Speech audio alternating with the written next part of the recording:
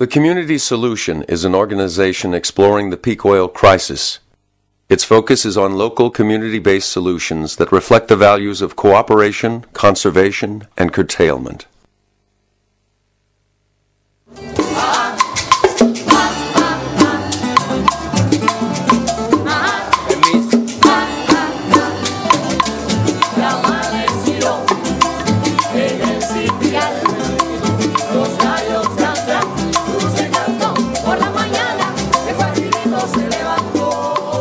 The breakup of the Soviet Union in the early 1990s created a major economic crisis in Cuba known as the Special Period. So we have from 1989 to 1993 a free fall of the economy of 34% of GDP, gross domestic product. When I tell you free fall of the economy, trying to imagine an airplane suddenly lose their engines. It was really a crash. Cuba lost 80% of its export and import markets. Oil imports dropped by more than half. Buses stopped running, factories closed, electricity blackouts were common, and food was scarce. People almost starved. In reality, when this all began, it was a necessity. People had to start cultivating vegetables wherever they could. Over the next decade, Cuba took drastic steps to find solutions. It is the first country to face the crisis that we will all face. The peak oil crisis.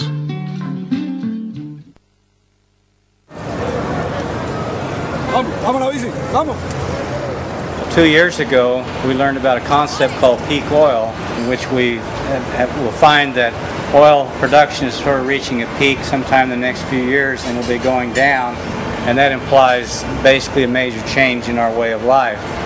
And what we've discovered is that Cuba, because their own artificial peak oil was imposed on them when the Soviet Union collapsed, is actually a model for what's going to take place in the rest of the world. So we wanted to see if we can capture what is it in the Cuban people and the Cuban culture that will allow to go through this very difficult time without competing over scarce resources.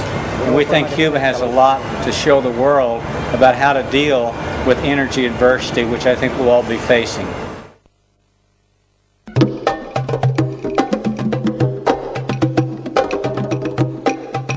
In 1949, oil geologist Dr. M. King Hubbert developed the theory of oil depletion, making the prediction that the fossil fuel era would be very short.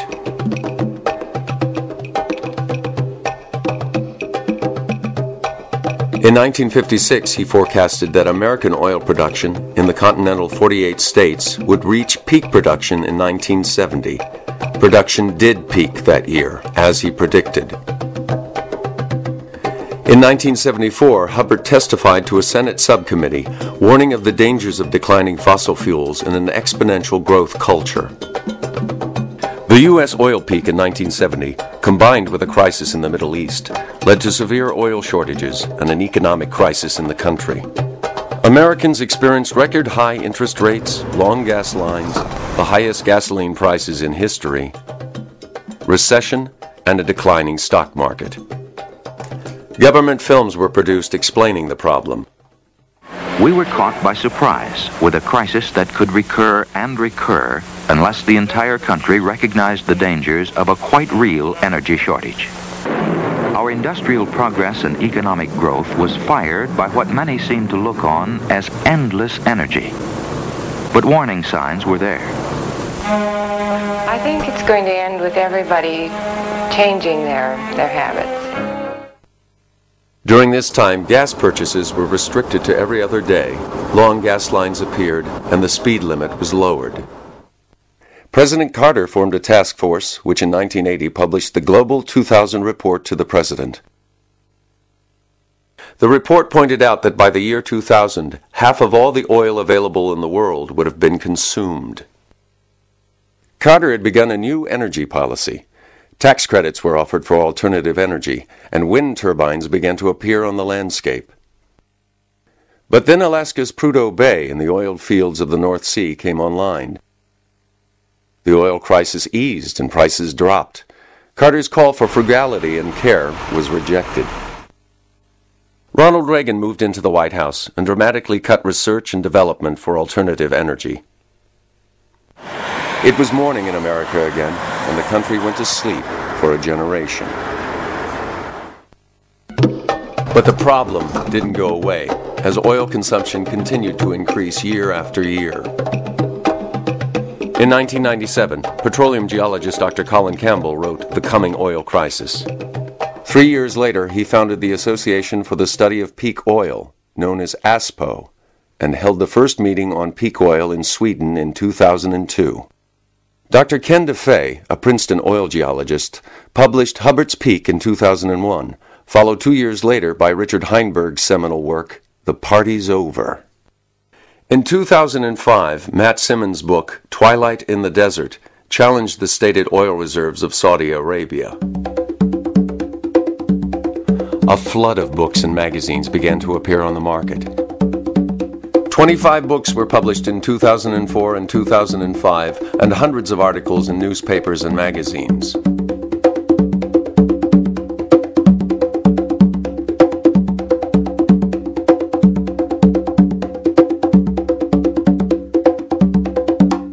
The long sleep of the 80s and 90s is coming to an end, and with no more preparation than in 1970, global peak oil is arriving. Peak oil is the point in time when oil production reaches its maximum. And that doesn't mean that we're running out. What it means is that we're going to have a continuous decline in production from that point. Peak oil occurs when a reservoir is about half empty. Reservoir pressure drops to the halfway point, and so less and less oil will be extracted each year. World oil production grew slowly until the 1950s, then accelerated until the late 1970s, dipped for a few years because of the Mideast crisis, and then began increasing again. In a few years, we'll hit the ultimate peak when half the world's oil will be gone. Oil production will begin to decline. At the same time, world oil demand will continue to grow, and world population is increasing along with it. What peaks is not total oil, it's the easy oil to produce. What's left is the less desirable oil that you couldn't get out in the first place very fast. It takes more energy to produce, and a far smaller quantity comes from each well. Oil is finite, natural gas is finite, coal, uranium, all these are finite fuels. So there's going to be a peak for all of these, and peak oil is just the beginning. The effect on our culture could be extreme. Our economy and our way of life are based on consuming oil and other fossil fuels. Each person in the U.S. consumes the yearly per capita equivalent of 10 barrels of oil for food, 9 barrels of oil for automobiles, and 7 barrels of oil for their homes. The major use of fossil fuels is for food production. What peak oil means is essentially a limited supply. World oil discovery peaked in the mid-1960s and has been declining ever since. Right now we're consuming about 5 barrels of oil for every one that we discover. That is an unsustainable amount and can't be continued much longer. But at the same time, we have increasing demand throughout the world, especially in developing countries like China. Now, in 1993, China had 733,000 cars on the road, and by the start of 2004, they had 6 million cars. By the end of 2004, they had 8 million cars. They've convinced people that it's nice to drive. Well, the whole vision for these developing countries is that they're going to be like America someday, and that the people are going to be able to consume the way that Americans have consumed. But that's not going to be able to happen. And that's not even possible for America. Americans won't be able to consume like Americans today. Peak oil is unprecedented. We've never become dependent on fossil fuels before in human history, and we've never experienced a peak in fossil fuel production. So we're flying blind as a global community. And so we need examples. We need some sort of laboratory experiment where we can run this and see, what's the best way to do it, what's not so good, and so on. And Cuba provides us with that, because Cuba has already undergone a kind of energy famine.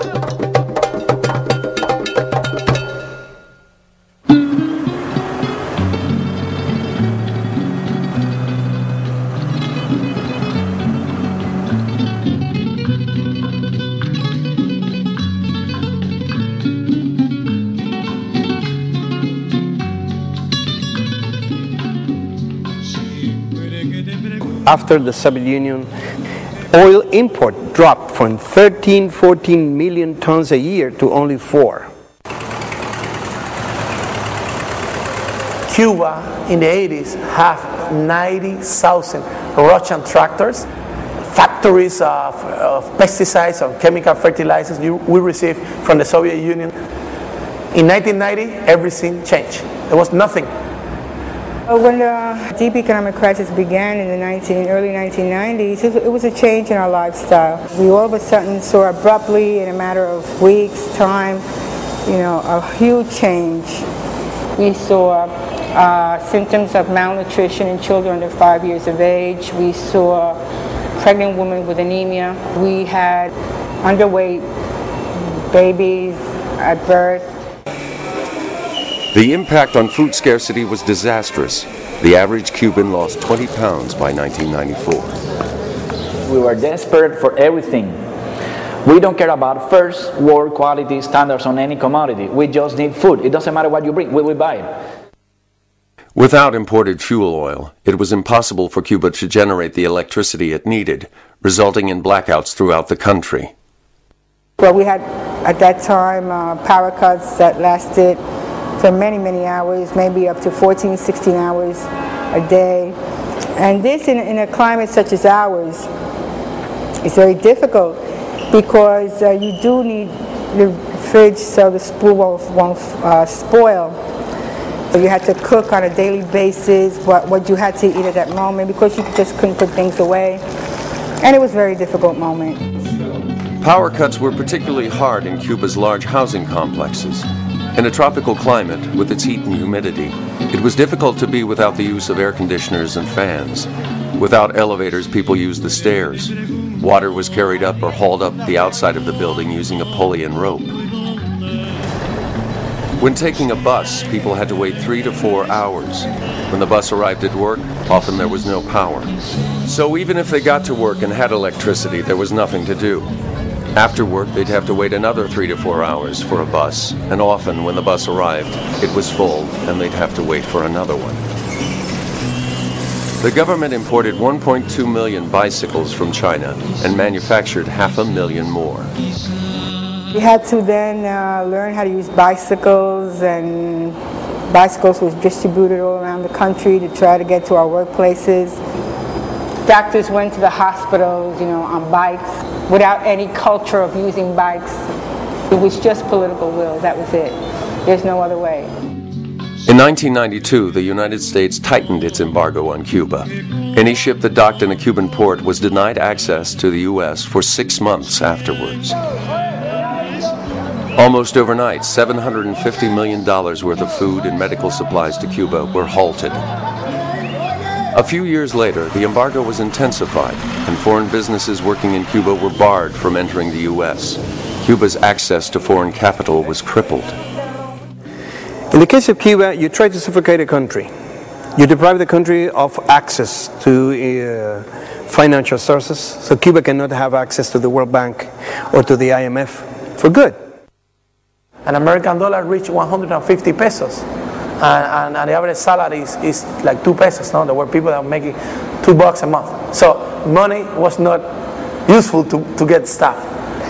So we end up being like an experiment, no? Like with controlled conditions. Like nothing or very little things can get from the outside, so everything has to happen from the inside.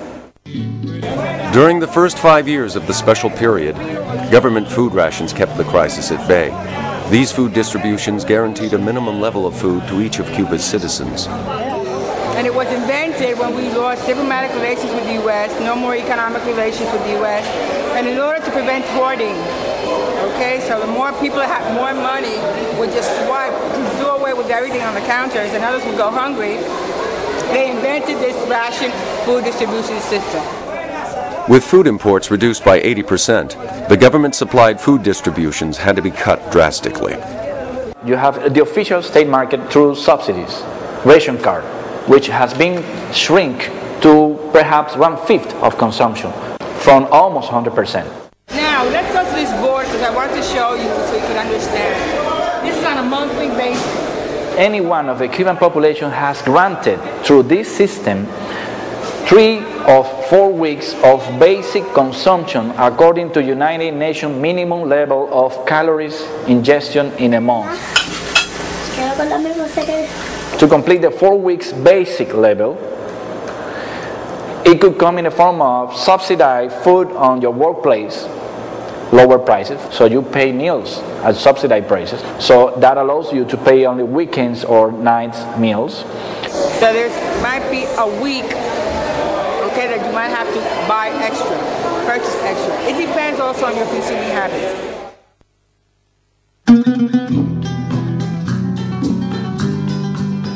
Every aspect of Cuban life was affected by the special period, but no change was as far-reaching as agriculture. Cuba had committed to the Green Revolution, a system which requires the massive use of fossil fuels in the form of natural gas-based fertilizers, oil-based pesticides, and diesel fuel for tractors and other farm machinery. The country's agriculture was more industrialized than any other Latin American country, and exceeded the U.S. in its use of fertilizer. The Cuban agricultural conventional Green Revolution system never was able to feed the people. It had high yields, but it was not oriented to the plantation agriculture, open economy. We export citrus, tobacco, sugarcane, and we import the basic things, 55% of the rice, more than 50% of the vegetable oil, of the oil and the lard that we consume. So the system, even in the good times, how people here remember, never fulfill the basic needs.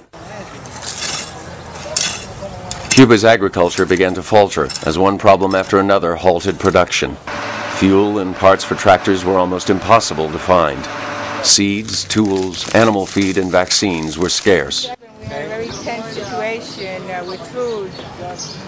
Esto trajo como consecuencia que el de estar aquí era prácticamente una agricultura de supervivencia. Y los insumos que había de químicos ya no existían. Por ello que se dejó de la harina de trigo, los fertilizantes, los granos, el aceite. Fue un golpe muy fuerte y muchas personas pensaban que el proceso podía colapsar en 3 meses o 6 meses. Y realmente fue una etapa muy difícil para readaptar la economía a las nuevas condiciones. The lack of fuel drove us to have a very big shortage of food. So people, they end up squatting places in the city and growing food there. Without knowing how, because there were engineers, there were doctors, there was not farmers. A drastic effort to convert every piece of arable land to organic agriculture was begun. During the special period, Cuba was able to help prevent famine through an urban agricultural movement. Every vacant lot in the city was turned into orchard. At first, urban gardening was an ad hoc local survival response to the crisis. They needed food, they didn't know how, and they just did it, trial and error. And there was a space, they have a problem with garbage, dumping, rats, so they fixed all of those problems, get rid of the garbage and start growing things there. Another thing during the special period was the identification of idle plots of land, right, that were cleaned up by the community and turned into agricultural gardens, urban agricultural gardens. Hearing of the crisis, Australian permaculture experts came to Cuba to assist in developing new ways to garden and raise food. So in October of 1993, the first 2 Australians came. And so we started to design the rooftop garden in that place. And after that, we got this small project. For us, it was a lot of money, $26,000 American dollars. And we started to do a train-the-trainer course. They're one of the largest capacity centers for permaculture in Havana, and they themselves have trained over 400 people. Not only have, through these workshops and courses, has the community learned about permaculture, but they here in the center have learned a lot about the community. For example, if someone comes here and they have a health problem, they do whatever they can to help with that, but also they serve as kind of a reference point. They will go and look for the specialist and bring them here, so it's a mutual relationship. The people cooperating with and caring about each other are the main factors that we need to encourage. We can all plant fruit trees, we can all have water catchment devices on our roofs. It's not the technology, it's the human relationships. The neighbors are starting to see the possibilities of what they can do in their spaces, and they're starting to create natural gardens on their roofs and also in their patios. Cubans, who formerly lived on the equivalent of just $2 a month, found new ways to supplement their income. These grapevines have a lot of uses. It provides shade, so you have a little patio area. You also can make wine out of the grapes, and it's very good for the family economy, because if you do it well, you can get about 10 pesos for a bottle of wine. Cubans' view of agriculture has changed dramatically. Farmers are now among the highest paid workers, and people from all fields are attracted to the profession. I'm a musician, mechanic, mechanics, automobile mechanics, diseñador de equipo electrónico, designer of the electronics, and nothing of this I am doing. Esto solo. Only this. Only animals. Just animals and these plants. So he's an urban farmer on top of his house. The farmers in Cuba are not the poorest people in the society. On the contrary, they have food, so they don't have to spend their money on food, and they sell food, so they make good living. No? So it is important to take that in account. That is another way to dignify the people that grow food. With a very low cost, we were producing food, and now we have more than 1,000 kiosks allocated in the city that provide you with fresh fruits and vegetables produced in the neighborhood. More than 50% of the total vegetable needs of the Havana's population, 2.2 million inhabitants, is supplied by the urban agriculture. In small cities and towns, urban gardens are even more productive, providing 80 to 100% of the fruits and vegetables they need. Urban agriculture supplies food locally, eliminating much of the need for transporting food over long distances. The country has 169 municipalities. So 5 kilometers around the municipal towns also are considered urban agriculture. So it's a national system that is employing more than 140,000 people actually. It's creating jobs. It's a growing sector of the economy. And it is very important. And we're very proud to say that.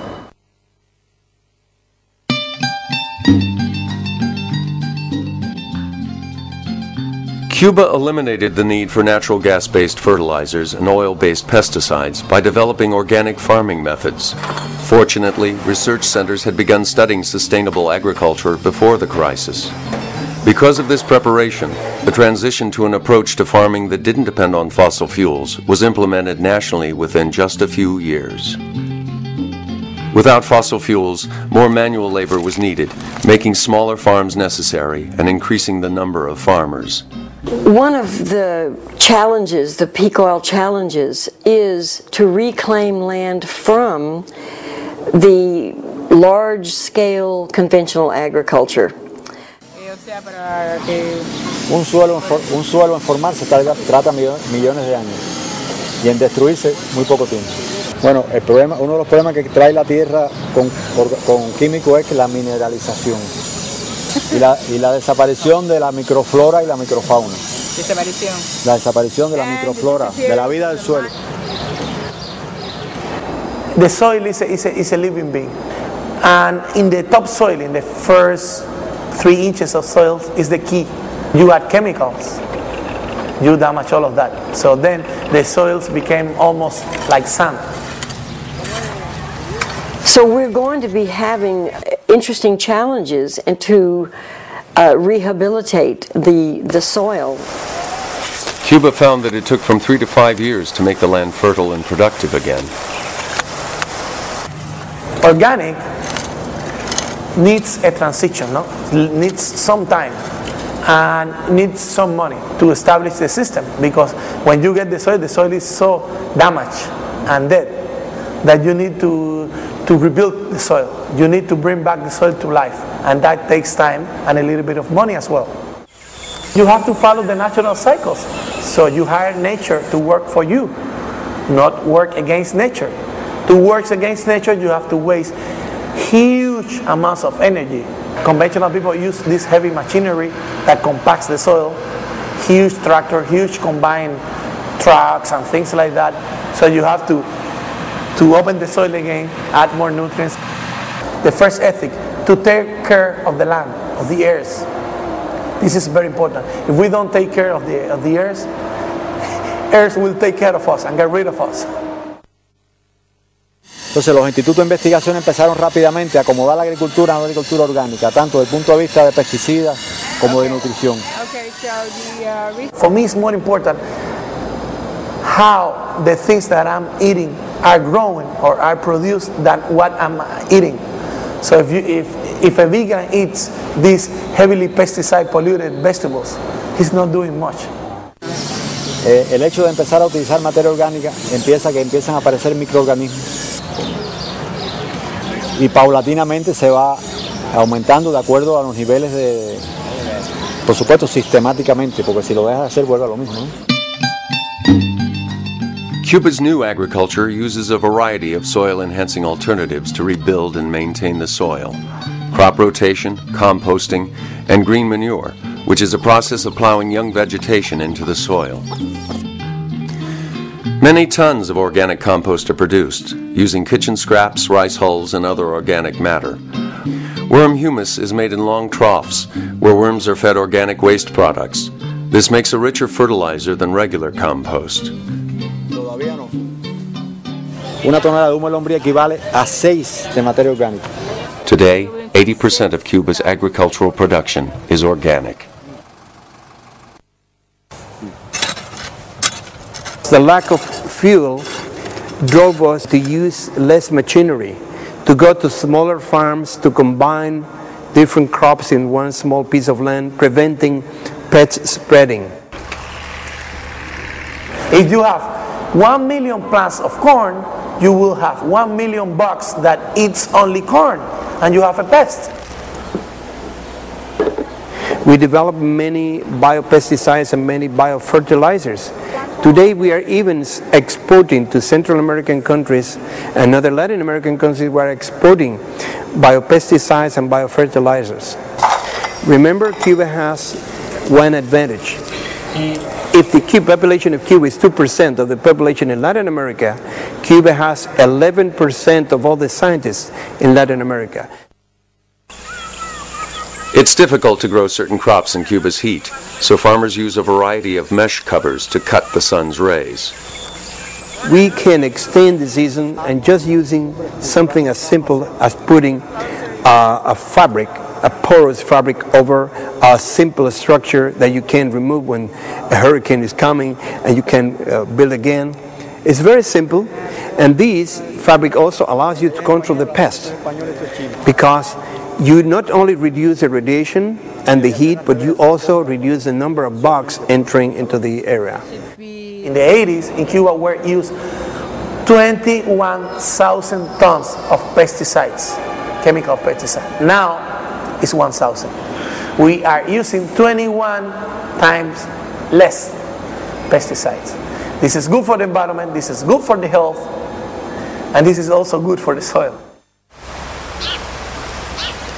Cuba uses crop interplanting to reduce the need for pesticides and make their agriculture more sustainable. Nobody fertilizes a forest, and nobody irrigates a forest. The forest do by itself.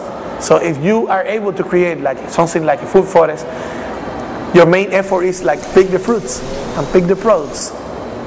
And so in that way, the effort is less. You work hard in the very beginning, but once the system is established, you work a lot less. It's what we call lazy people agriculture. But is because you are working with nature, not against nature. These people in the conventional system work against the nature. Arriba! One of the good sides of the crisis was to go back to oxen, to use animal. Not only that they save fuel, they do not compact the soil the way the tractor does. They exert less pressure, and even the legs of the oxen remove the earth. Older farmers who still remembered how to grow and train oxen were set up in training schools. In a little over a year, most cooperatives had someone trained, and the process of raising thousands of oxen had begun. A pair of oxen is not the same as a tractor. A man can work 8 hours in a tractor, you have conditioned air and a CD player, but you cannot work for those hours because oxen just go in the floor, they say that's it, you know. But you need also to train those people and train the oxen as well. So it was necessary a result of a change of mind, the change of scale. And it was a big effort, but how much money they save in fuel, how much money they save in parts, how much money they save in tractors. But I should say, how much money is the pollution of these tractors? It has to be analyzed from several approaches. They did it because they have to, but from a few years point of view, there are many benefits.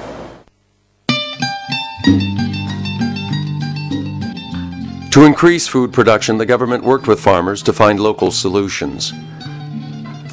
The result was smaller farms and cooperatives with a high degree of privatization and autonomy. 40% of the large state farms were divided into privately owned cooperatives. Tens of thousands of acres of land were leased rent-free to small farmers. Decision-making was localized with fewer state regulations. 2 requirements. You grow things there. If you don't grow things there, we take you the place away from you and give it to somebody else. And second, that the land is delivered to you in usufruct. Usufruct is an old Roman word that means that you can use the land without paying taxes or without paying for it. But if this land is needed for another purpose, it can be like you have to give it back to the government. These smaller farms and cooperatives were better able to use the new sustainable practices vital for growing food organically. 12 to 50% of the total arable land is in private hands in Cuba. So these are the private farmers. They are by far the highest production per acre and per person. In second places, it's like co-ops, cooperative. They are the second. And third is like huge government states. These new private farms and co-ops also began to function in new ways. But we have credit and services co-ops. What does that mean? You don't want to join your lands with me? We don't. So we are together in a co-op for credits, to buy the seeds together, to hire the machinery, for this stuff. But we don't have to join their land. So it's a way of decentralized, but centralized at the same time. Thousands of families moved to rural land. With land rights guaranteed, a sense of ownership led to greater productivity. Private farmers' markets and new export markets led to greater production. The communities have changed. It's the local economy. People were exchanging things. Many of these gardens, they supply for free food to elder people's circles, daycare centers, schools, working centers, pregnant women, and they do it for free. And they don't do it because it's compulsory. They do it because they want it. They want to do their little part to the society. But in other places, people don't know their neighbors. They don't know their names. They don't say hello to each other. Here, no, the neighbor knocks the door and say, I need some salt, I need some sugar, whatever. I brought you an avocado. No? And recover this sense of neighbor. For me, it's not going backwards. Yo me hinché, me quise, pero wow.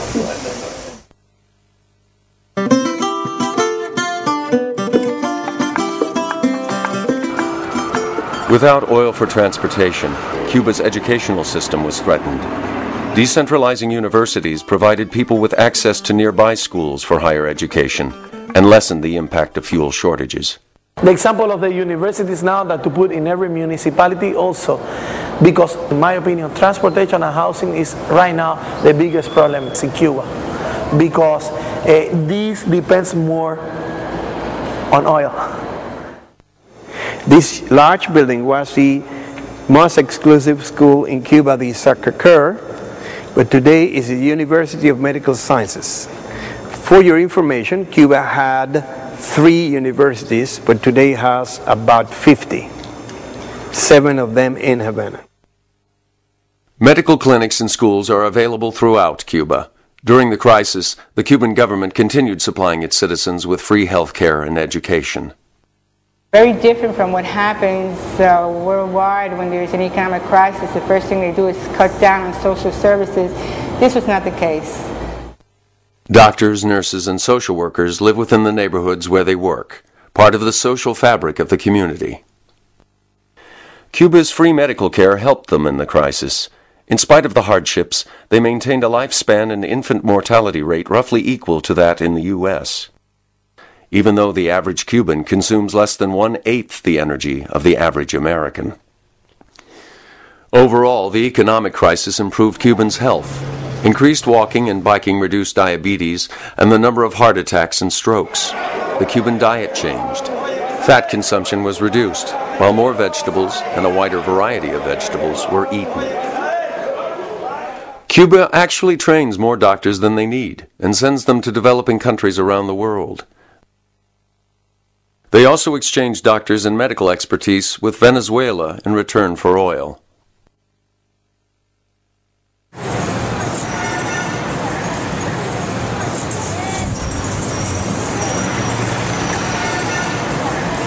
When I look at other countries, developed countries, everything goes around making the automobile more efficient. How much energy do you need to produce a car? You have to spend energy on producing a car, and later you have to find the fuel to make the car move. So think about reducing the number of cars. During the worst of the crisis, there was very little fuel for cars. The freeway and country roads were almost empty. Cuba needed to develop a mass transit system overnight. With few resources, they had to be innovative. Old trucks were made into buses with canopies to keep off the rain and steps welded on the back. Another solution was the camel, a trailer pulled by a semi-tractor that can carry up to 300 people. In Havana and other provinces, carpooling and hitchhiking are common. Government cars are required to pick up anyone who needs a ride.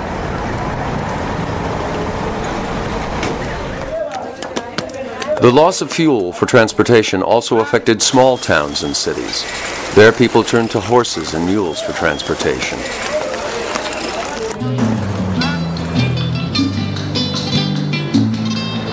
During the first years of the special period, bicycles were a necessity. This was not easy for Cubans who had been used to cars and buses. It requires more consciousness and more awareness about the use of the bicycle, that the bicycle is not something that we have to use because we don't have fuel or we don't have buses in the city. The question is that the bicycle never contaminates, is more healthy, and for short distances is very practical. But if you have to move 20 kilometers a day, back and forth, 40 kilometers a day in a Chinese bicycle, no gears, old steel, after 5 years you hate it. And that's what happened in Cuba. Like at some point when there are a little bit more camels and buses, people just quit because they were sick of it. One day people start thinking about the end of the car. There will be an era, a moment in the life. So one day the car appeared and one day the car will disappear. The car will be something that we will remember as a moment in the development of the mankind.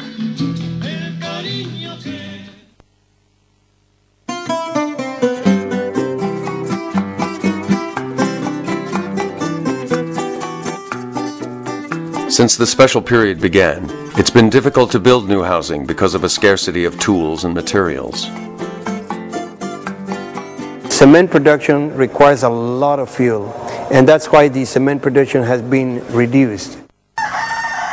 Everyone in Cuba has a place to live, and 85% of the people own their own home. But most houses are small and simple with few amenities.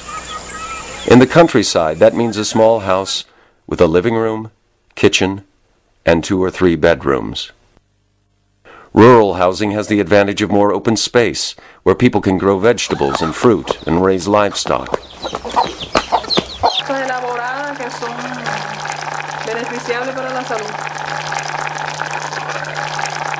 Todo lo que vamos a almorzar ahora es de nuestro huerto, menos el arroz, los frijoles, el cerdo, las lechugas, todo nosotros lo sembramos y criamos en nuestro huerto.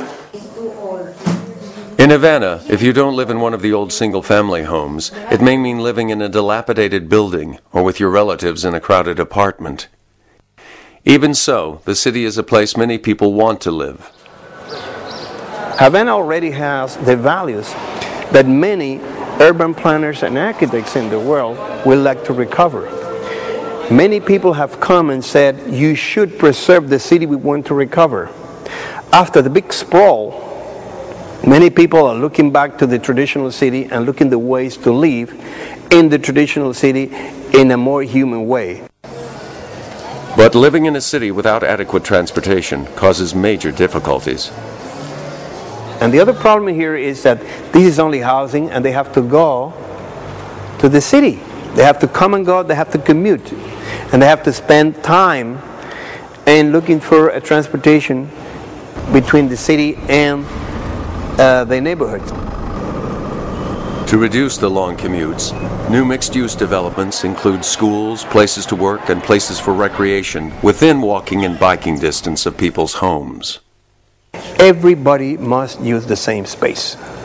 So design provides a common space for everybody. This is a way to keep your community alive.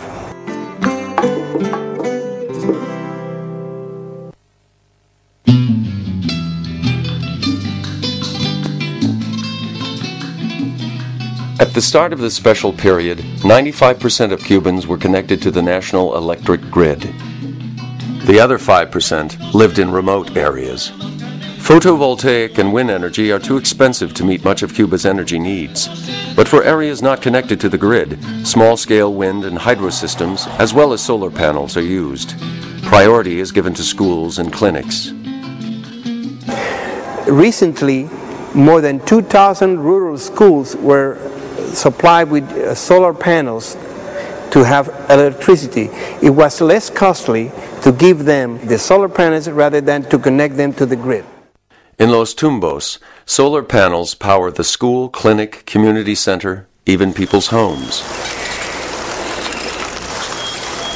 They have the panels up on the roof, and they're recharging the light battery right now, compact fluorescence. They can put this radio on, and this is another panel. It's her son's, who lives right there.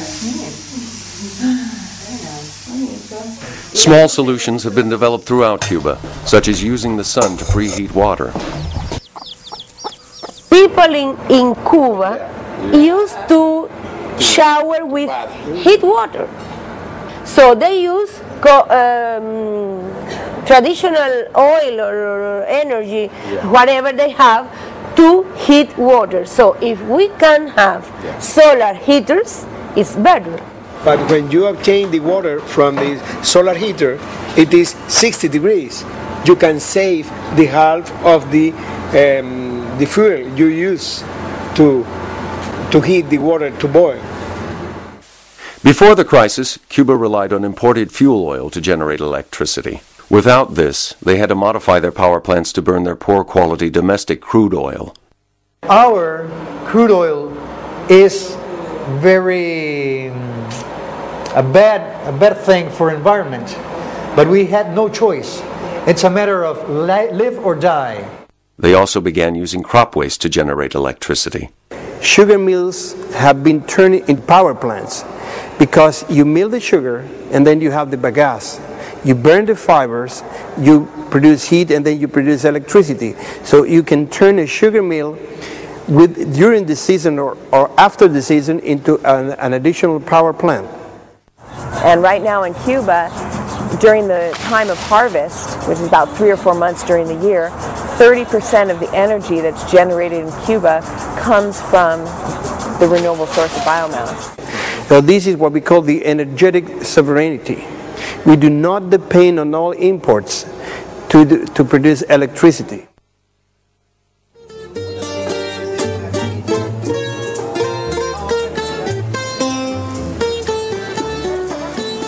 The problem is what the people said about Cuba in the States is not what we are doing here.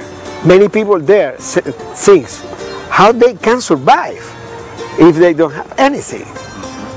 Okay, come here and you can see how we can survive. And in this way we can begin to understand each other and to know how to think. Mankind is burning in 1 century all the oil accumulated by nature during millions of years. And that is absurd, completely absurd. I don't see that countries who depend largely on imported oil are thinking about alternative sources of energy.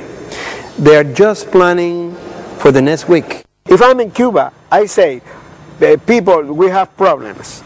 We must turn off all the lights that we are not using.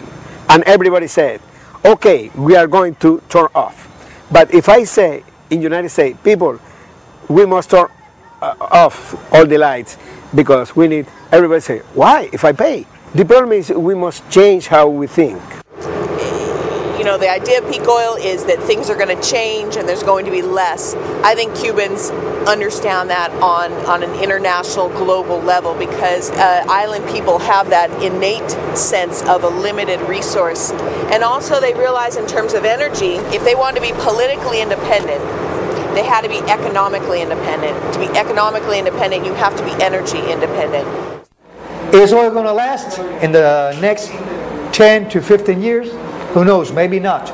Maybe in Cuba we find an enormous oil tank underground for 50 years more. Or wonderful, we have 50 years more.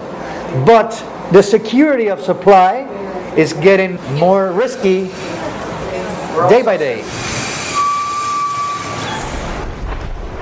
And there is also this hope to find in the deep waters of the Mexican Gulf good petrol. But people don't think about that as an asset. No, we're going to improve their life here. No, we're going to sell it, you know, because people know that we don't need that to live. You know what I mean? Okay, we need money to develop, but it's like something to sell, not something to use or to waste. The sun was able to maintain the life in Earth during millions of years. Only the problem is now when we arrived and we change the way we use the energy. The problem is if the sun has been enough to sustain the life and now we cannot sustain the kind of society we have in our planet.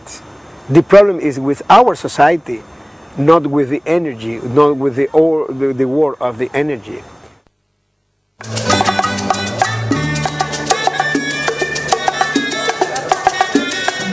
Quisiera darte mi niña un viaje a la luna, que todo aquello que anhelas pudiera ser.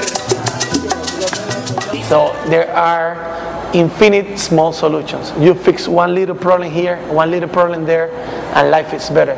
You think globally, you act locally. This is very important because otherwise you give the impression of people that this is United Nations, presidents, scientists, and they don't have to do anything. That they will fix the problem. But people have to start from scratch and start to do small things, baby steps. Crises or changes or problems can trigger many of these things.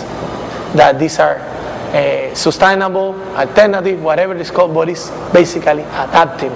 We are adapting to changes, and that's the success of the human beings. Te doy mi pan que está mojado en el café.